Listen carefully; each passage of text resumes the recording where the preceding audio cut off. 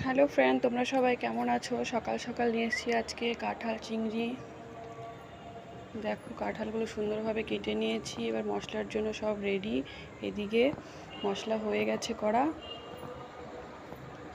চিংড়িগুলো সুন্দরভাবে লবণ আর হলুদ দিয়ে মাখিয়ে নিয়েছি। কড়াইতে কিছু তেল দিয়ে দিয়েছি, তেল দেওয়ার পর চিংড়িগুলো ভাজিয়ে নামিয়ে নিচ্ছি।